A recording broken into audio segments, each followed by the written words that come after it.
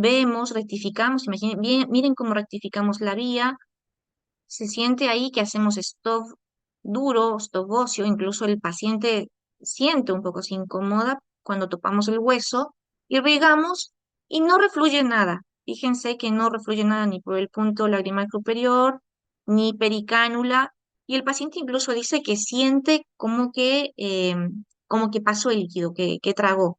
En este caso, nosotros estamos viendo que tenemos un stop duro, no tiene reflujo y el paciente traga. Entonces, es una vía permeable, ¿sí? Ahora pasamos al siguiente caso. En este caso, vemos, hacemos la dilatación.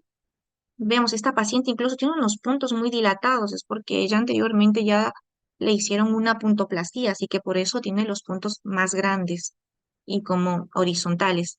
Y aquí vamos a pasar, eh, hacemos el stop, palpamos el canalículo, tenemos stop óseo, si ven cómo hace la resistencia contra el hueso, y en el momento en el que yo irrigo, pasa lo siguiente. Miren cómo refluye por el punto lagrimal superior, pero es un reflujo limpio, ¿sí? En este caso, ¿qué es lo que tengo? Stop duro, reflujo limpio por el punto lagrimal superior, y la paciente aparte dice que traga parcialmente, o sea, que sintió que pasó algo de líquido. Entonces, este es un caso de una estenosis en el conducto lacrimonasal, ¿sí? No es una obstrucción completa, es una estenosis, por eso hay un pasaje parcial. ¿Bien? Ahora vemos el siguiente caso en esta paciente. Ya desde que evaluamos a esta paciente, vemos que aquí ya tiene el saco dilatado, ¿sí? No está en un proceso infeccioso agudo en este momento, pero bueno, vemos que acá tiene un bultito que nos llama la atención. Dilato el punto lagrimal. Voy a palpar ahora, palpo, tengo un estobocio, y cuando irrigo, miren lo que viene por el punto contralateral, por el punto contrario, viene esta secreción como medio turbia, ¿no? Entonces, en este caso, yo tengo un stop duro, tengo un reflujo turbio por el punto contrario, que sea el punto superior, y la paciente me dice que no traga nada. Este caso es de una obstrucción del conducto lacrimonasal, ¿sí? Y tenemos este otro caso, fíjense, aquí dilato el punto lagrimal, siempre rectificando la vía, ¿sí? Voy hacia la irrigación y miren lo que viene por el punto superior, esta secreción purulenta. ¿Sí? En este paciente, cuando palpé el canalículo, palpé un stop duro, pero con un reflujo purulento por el punto contrario. Entonces, estoy hablando de un stop duro, reflujo sucio por el punto lagrimal superior, y el paciente dice que no sintió que tragó nada, ni que pasó nada a la nariz. Entonces, este es un caso también de una obstrucción del canalículo lacrimonasal completo. ¿Sí? Incluso puede estar el saco lagrimal dilatado y por eso sale toda esa secreción purulenta porque no puede drenar la secreción del saco al canalículo y se va quedando acumulada en el saco y sale como contenido purulento.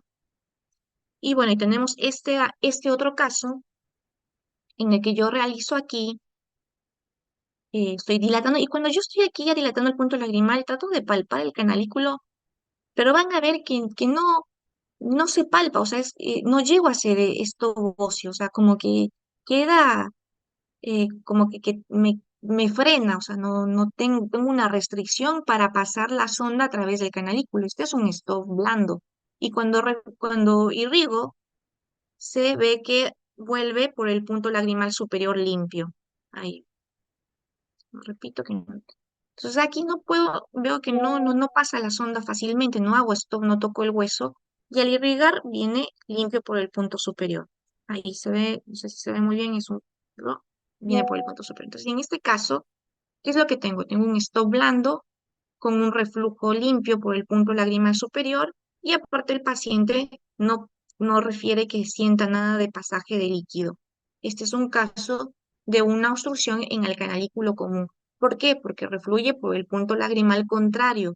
¿Qué pasaba en este caso si es que refluía pericánula, o sea, por el mismo punto del que yo estoy irrigando? Hubiese sido una obstrucción del canalículo, pero del que estoy irrigando, en este caso del inferior. Entonces, es por esto que esta prueba es la más completa. Esta es la prueba en la que a veces ni siquiera necesitamos realizar otra prueba diagnóstica.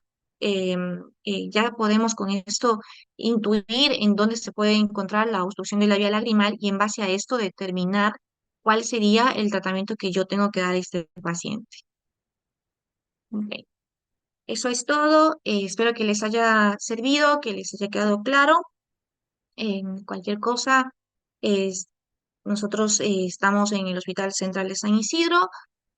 Pues recibimos personas que quieran rotar también con nosotros, que estén interesados en la especialidad. Y bueno, muchísimas gracias por la atención. Bueno, buenísima, Gabriela, gracias. No hubo preguntas mientras estuviste hablando. ¿Hay alguien que le quiera preguntar algo a la doctora antes de seguir con el siguiente disertante? De paso, saludo, un placer tenerlo al doctor Carlos Plotkin. Carlos, buenas tardes. Si querés podés activar el micrófono.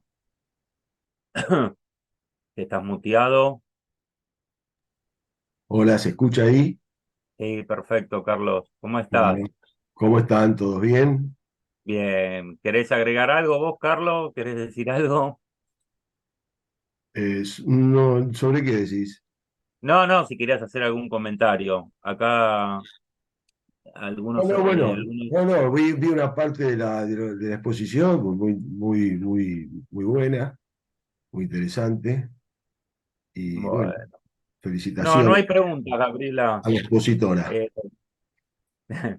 no hay preguntas, así que Bueno, perfecto. agradecerte, gracias por estar y bueno, haber podido dar la charla ya que el doctor Aldecoa no estaba disponible ahora por un viaje, así que agradecerle también a Juan Pablo, ¿sí? Bueno, gracias, gracias, Fabio, gracias por la invitación igual. Y yo le hago saber al doctor Aldecoa también. Muchas gracias. Un gusto, doctor Plotkin, también. Gracias. Un gusto. Gracias, Gabriela. Bueno, vamos a continuar. Es un placer tenerlo al doctor Plotkin acá hablando de la carrera. Bajá si podés un poquito, Carlos, la cámara un poquito. Así se te ve mejor. Bueno, Ahí, ahí está, perfecto. Bueno, Carlos, ¿querés que yo comparta y para que te sea más fácil? Porque bueno, dale, dale, sí, sí, perfecto. dale, voy a compartir y vos me decís como en las viejas épocas siguientes. Dale, Bueno, dale. dale, dame un minuto.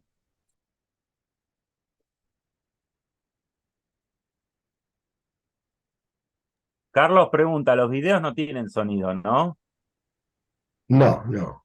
Ok, ok.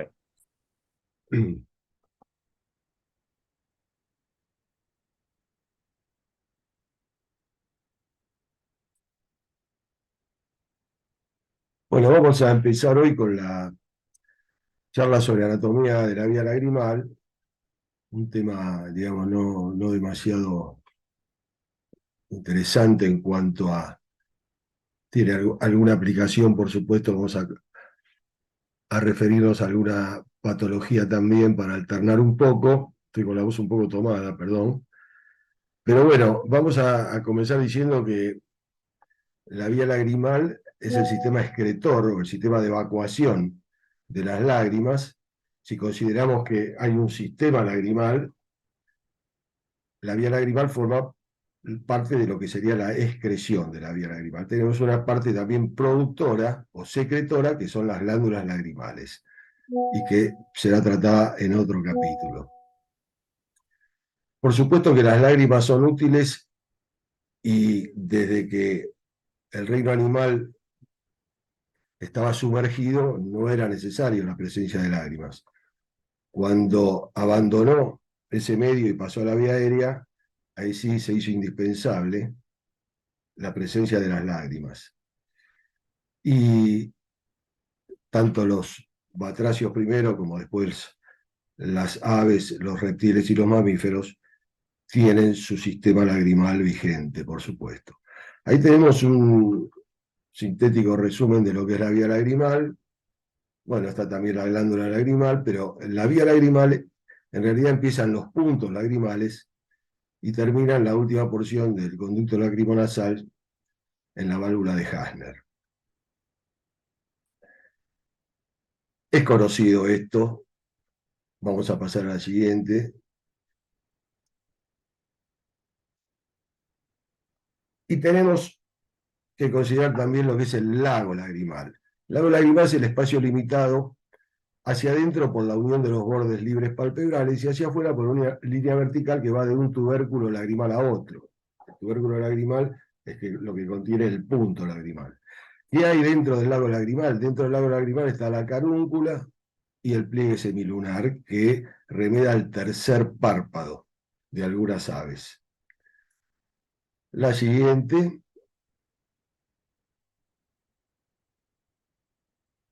Ese sería el lago lagrimal y los puntos lagrimales están sumergidos en ese lago lagrimal. De ahí obtiene la vía las lágrimas necesarias para transportarlas y llevarlas a la nasofaringe. Siguiente.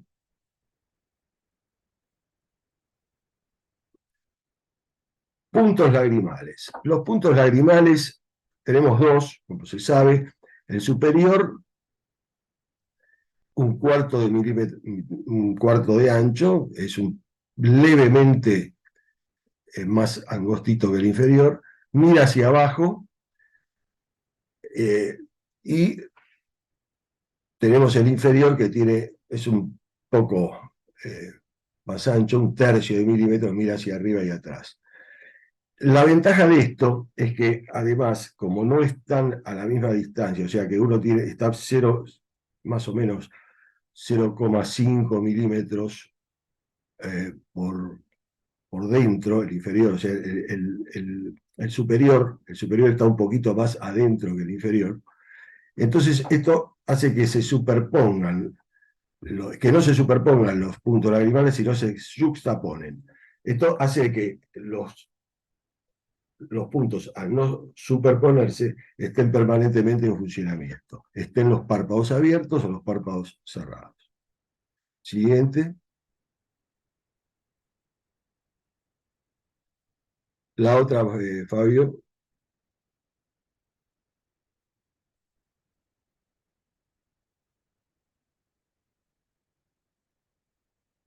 Ahí se ve el punto lagrimal. El punto lagrimal, no, la anterior, la anterior. El punto lagrimal, no sé si me escuchás, pero la anterior tendrías que pasarme. Ahí se ve el punto lagrimal. Ahí, Sí, ahí el punto lagrimal. ahí está bien. El punto lagrimal, ahí se ve, y en realidad cuando uno mira de frente al paciente, el punto lagrimal no debería verse.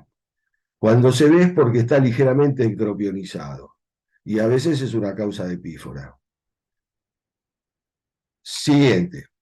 Hay que tener cuidado con el punto lagrimal y controlarlo cuando uno ve que el diámetro del punto no es el adecuado, porque si se cierra del todo, es decir, desaparece el punto lagrimal, como a veces se puede ver, entonces ahí la situación es mucho más complicada, la solución, que siempre va a ser quirúrgica también.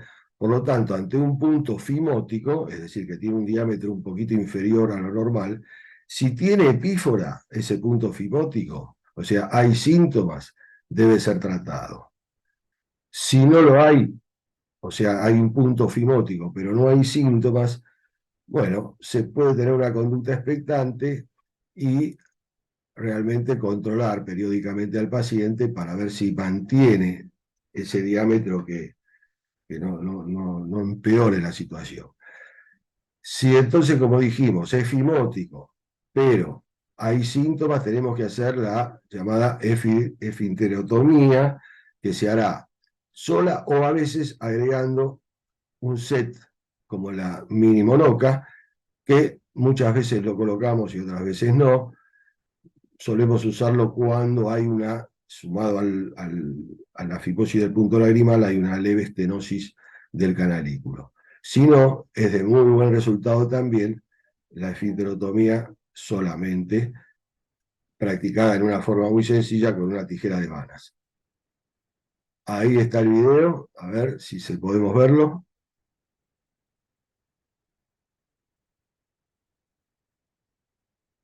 ¿Podés activar el video, Fabi?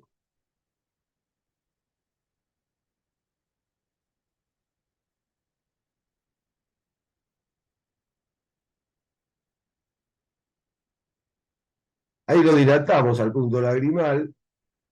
Con una vanas se hacen dos pequeños cortes y realmente con eso a veces es suficiente.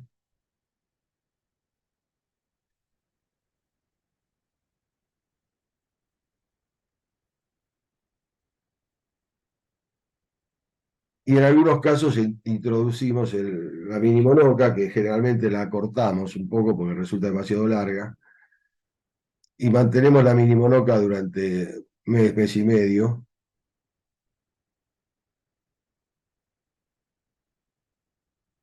y después se retira fácilmente en el consultorio.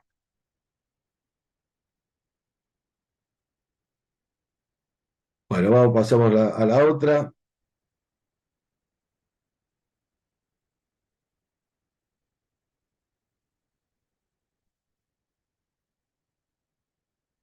En los conductos lagrimales, a continuación de los puntos, tenemos los conductos lagrimales, tenemos uno superior e inferior, con una porción vertical y con una porción horizontal. Siguiente.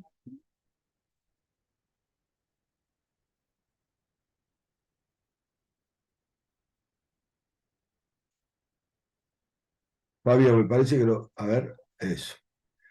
En la porción vertical, como vamos a ver un esquema de testú, en la próxima foto, hay un punto estrecho, que es la llamada angustia de Herlach, que es el punto más estrecho del conducto. Y a continuación, forma la ampolla, que es un ensanchamiento del conducto, después de este estrechamiento de Herlach, y que consiste en dos dilataciones separadas por una parte más estrecha. Esta ampolla es importante porque es la que interviene en el mecanismo de bomba lagrimal, que traslada las lágrimas, es el mecanismo por el cual las lágrimas bañan el ojo y bueno, y tienen todo, o sea, y desarrollan toda la parte fisiológica que seguramente la doctora la trató en la clase anterior. Siguiente.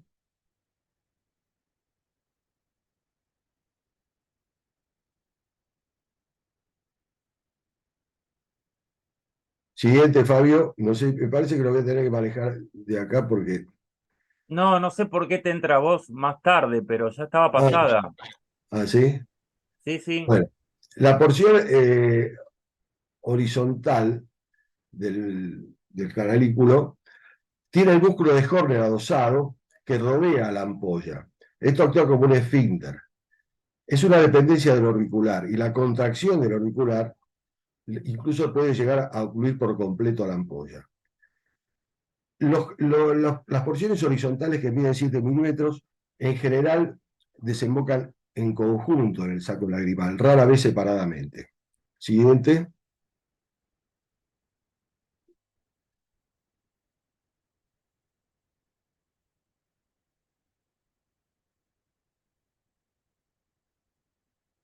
La otra, por favor. Ya está, Carlos. Ya está en imagen Bueno, recién ahora aparece acá, no sé, hay Ah, un. Bueno, ahí tenemos lo que dijimos recién, la angustia de Herles, la dilatación de lo que sería la ampolla lagrimal en la porción vertical del canalículo. Siguiente.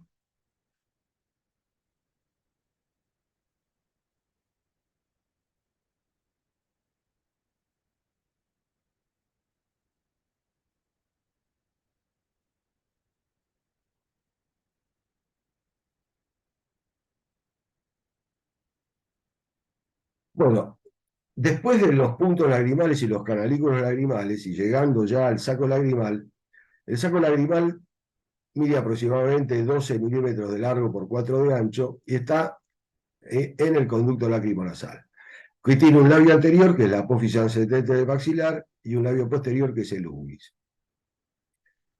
El saco lagrimal tiene una dirección que va oblicua hacia abajo, atrás y afuera.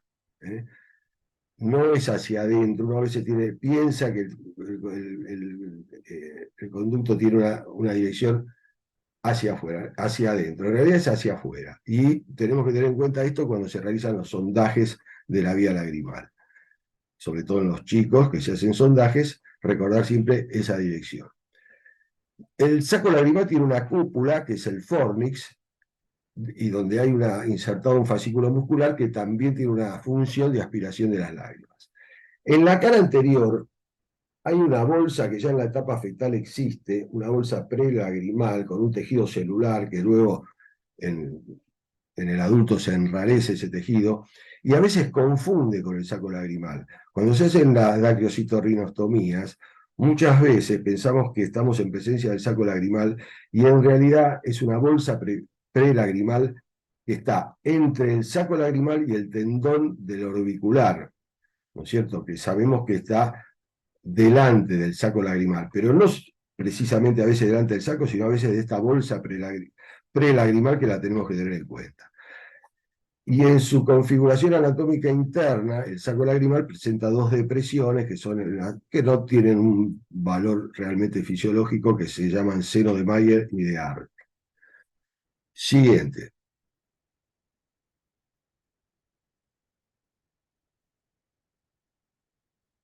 Bueno, ahí tenemos marcado el tendón directo, el tendón directo del auricular. Sabemos que tenemos un tendón anterior y un tendón posterior, y entre los dos tendones está el saco lagrimal. Este tendón es el que se libera cuando se hace la dacriocitorrinostomía.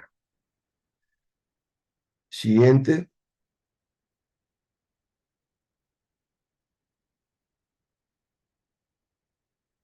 Hay una estructura que es el diafragma lagrimal, que es una extensión del periósteo orbitario, a la cual se adhiere la pared del saco lagrimal. Ahí se inserta el músculo preseptal, pero también se inserta el músculo pretarsal, superficial y profundo. La contracción del mismo produce, o sea, cuando se contrae el músculo orbicular, se cierra la ampolla que vimos recién, y entonces se vacía hacia el saco, las lágrimas se vierten hacia el saco por contracción de la ampolla.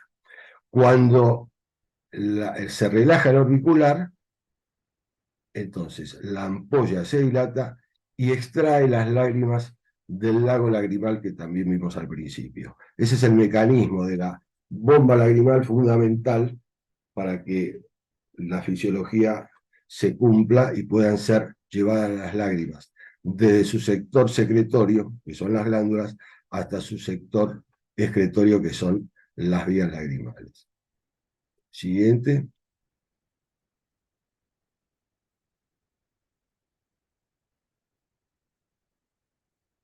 El conducto lacrimonasal, que sería la continuación del saco, tiene una porción intraósea y una porción meática por su mucosa, es decir, que está debajo de la mucosa del meato inferior. La longitud es muy variable, y si nosotros queremos trazar una línea para saber su dirección, esa línea sería la que va desde el ángulo o sea, desde la unión de los párpados en la comisura interna hasta el primer molar superior. Esa sería la dirección del conducto lacrimonasal. El izquierdo siempre es más estrecho, de ahí que son más frecuentes las dacriocistitis del lado izquierdo que del lado derecho. Y el orificio inferior, o sea, la terminación del conducto lagrimal en el meato inferior, es muy variable. Siguiente.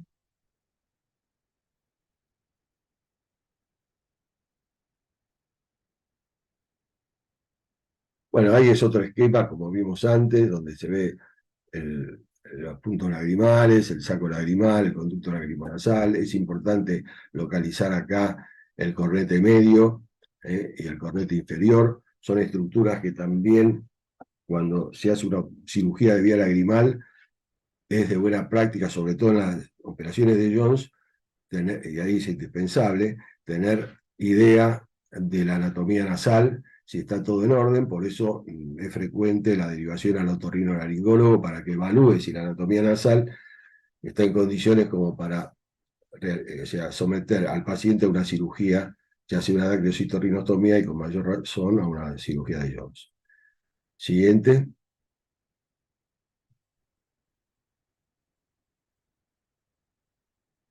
Bueno, esto también es un esquema para mostrar la infinidad de formas que tiene de finalizar el conducto lacrimonasal. Puede ser una forma de hendidura, puede ser una forma de rodete, puede ser un orificio bien bajo, a veces es mucho más alto, puede ser como acá una canaleta, o puede ser como un mamelón que tiene un pequeño orificio, puede ser un doble orificio incluso, es decir, distintas formas de realmente, así como la vía lagrimal anatómicamente también es muy variable, bueno, la terminación es exactamente igual. Siguiente.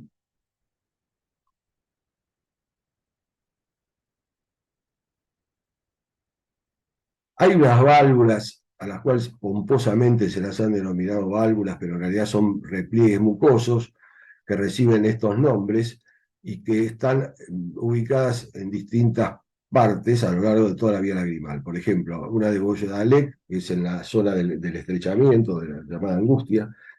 La válvula de Rosenmüller, que es cuando los conductos terminan, y que en general es uno común, en el saco lagrimal, ahí está la válvula de Rosenmüller.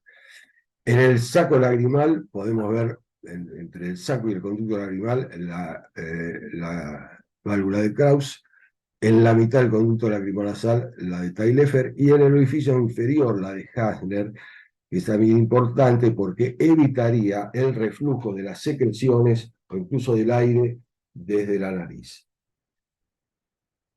Bueno, estas válvulas no tienen realmente una función conocida, pero existen y son de una estructura mucosa y que realmente su presencia, digamos, no afecta o no determina ninguna diferencia en la cirugía que podemos realizar. Siguiente.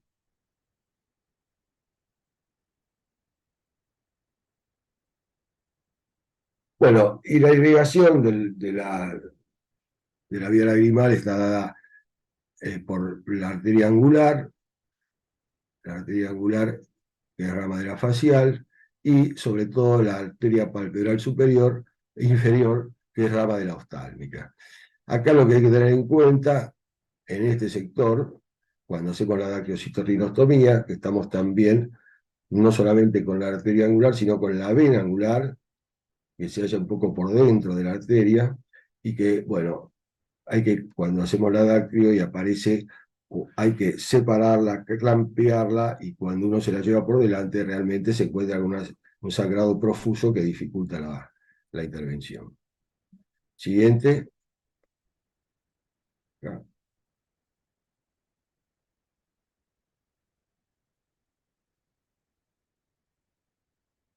se me fue la imagen. ¿Se ve ahí? Sí, Carlos, yo la veo. Ah, bueno. Bueno, ahí tenemos unas imágenes. Tenemos esta imagen donde se ve cuando hacemos una dactiocitografía, que es una radiografía que en una época ya lejana se hacía de rutina a todo paciente que tenía epífora. Ahora realmente se hace mucho menos, pero tiene su indicación, sobre todo en algunos pacientes donde hay dudas si la obstrucción es alta o baja, y a veces para sentar un pronóstico, porque nos va a dar idea de la medida del saco lagrimal. Hay veces que si el saco lagrimal es muy pequeño, el pronóstico de la dactiocitorrinostomía no es tan bueno. Si el saco es grande, el pronóstico es mucho mejor. Y eso a veces lo podemos obtener con la dactiocitografía. Eh, Otro detalle es que cuando hay una obstrucción se ven los canalículos, si no normalmente no se ven, como acá en esta imagen. Acá tenemos la dilatación de saco, y en la foto, digamos, acá tenemos la dactiocitografía, podemos decir normal, con la sustancia de contraste, y en esta imagen vamos a ver la importancia que tiene tener idea de la anatomía nasal, porque en la parte derecha, por ejemplo, tenemos un meato libre, ahí se ve la sombra, por decir así, del tubo de Jones, que permite, digamos, el meato libre, permite la colocación del tubo de Jones, y en cambio cuando hay una deviación de cornete, como hay del lado izquierdo, ahí entonces ya la colocación del tubo es mucho más dificultosa. Siguiente. Y hay que tratar primero esa desviación de cornete antes de colocar el tubo.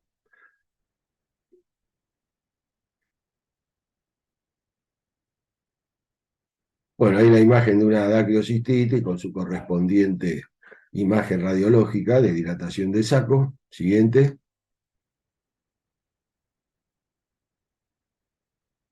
Acá te pongo el video, Carlos.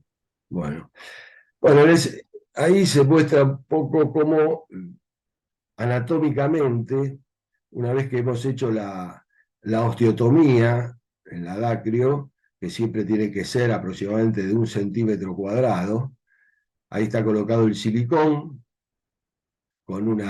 siempre lo colocamos y pasamos un nylon como para anudarlo y evitar que en el posoperatorio salgan los puntos lagrimales. Entonces hacemos ese puntito. Pero después vamos a ver, siguiente, cómo ese centímetro cuadrado que se realiza durante la intervención pasa a convertirse en un orificio mínimo, que a veces tiene 1 milímetro cuadrado, y sin embargo es suficiente para que la lágrima pase y no haya sintomatología. Siguiente.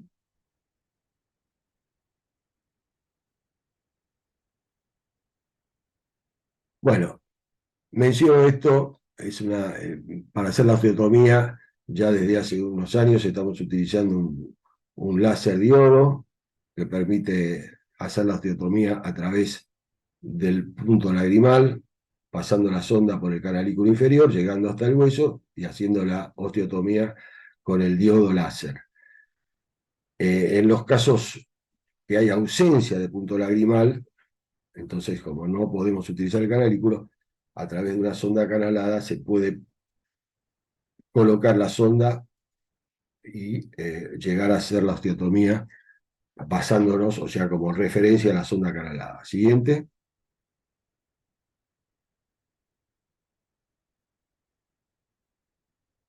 Bueno, ahí tenemos el diodo láser, la forma en que actúa, o sea, a través del canalículo inferior. Siguiente.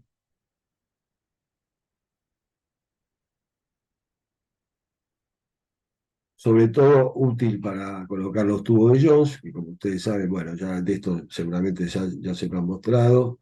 El tubo de Pirex es fundamental en las obstrucciones, digamos, es el tratamiento que se hace desde hace 70 años en las obstrucciones altas o en las ausencias del punto lagrimal. Esa es la indicación. Siguiente.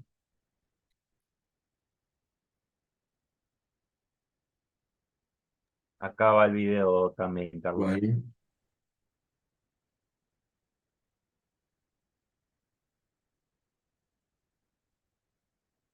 bueno, estamos haciendo la osteotomía, estamos arribando al meato medio, haciendo la osteotomía, y ahí nosotros utilizamos una sonda canalada para deslizar el tubo de Jones a través del ángulo interno, previa extirpación de carúncula, y la aparición ahí del tubo en el meato medio.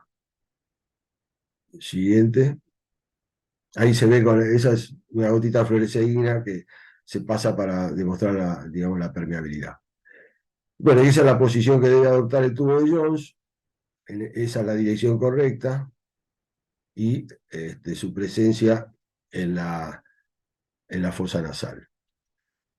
En definitiva, bueno, sabemos que si tenemos que hacer un resumen de las cirugías de la vía lagrimal, si empezamos por la fimosis de los puntos, sabemos que la esfinterotomía puede ser suficiente.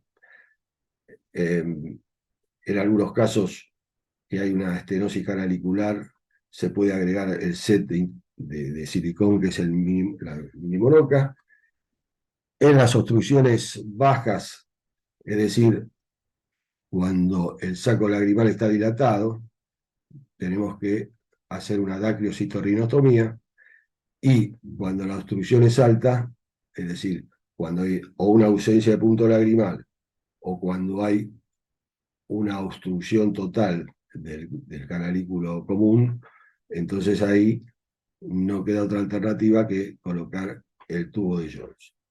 A grandes rasgos, digamos, son las operaciones que se hacen con las epíforas, y yo agregaría una que, digamos, no corresponde a este capítulo, pero hay que tener muy en cuenta, que es las epíforas con vías permeables, en muchos casos provocadas por un orbicular, digamos, deficiente. En algunos casos de parálisis facial, por ejemplo, donde el orbicular no actúa porque se ha paralizado, en esos casos debemos pensar que también hay una indicación de tubo de Jones, pero también en los párpados laxos, en los párpados, algunos con ectropion y otros no con ectropion, pero que tienen una relajación importante, muchas veces la epífora se soluciona haciendo un ajuste del sector tarsal, es decir, la famosa tira tarsal, tan utilizada en los entropion y en los ectropion evidentes, pero que muchas veces,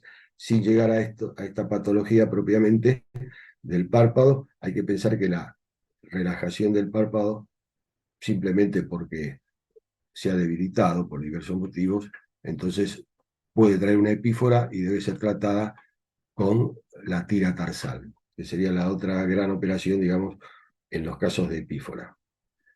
Siguiente, no sé si es la última.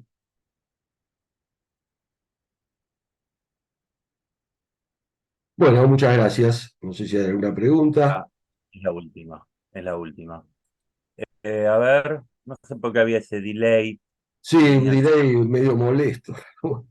Sí, pero no sé por qué, porque yo la veía al toque, pero bueno, no sé, vaya a saber por qué.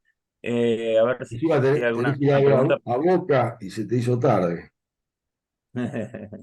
A ver, acá ponen. No, no, esto es de la anterior, creo que es de la anterior clase. ¿Hay alguna pregunta que le quieran hacer al doctor? Mm, A ver ahí. No, muy buena la clase, ponen. ¿No hay preguntas entonces? Bueno, Carlos, si no hay preguntas, te Bueno, dejamos en libertad. ¿Eh? gracias chicos. Bueno, nos vemos. Chao, No, Fabio. gracias a vos, un Gracias, placer que estés, Nos Carlos. vemos. Gracias, Gracias doctor. también a la doctora Gabriela Morocho que está ahí en línea. Gracias y bueno, buenas tardes, estamos en contacto. Gracias por todo, Carlitos. Gracias, Chao. Gabriela. Ah, Chao, hasta luego, buenas noches. gracias, Chocho. Chao.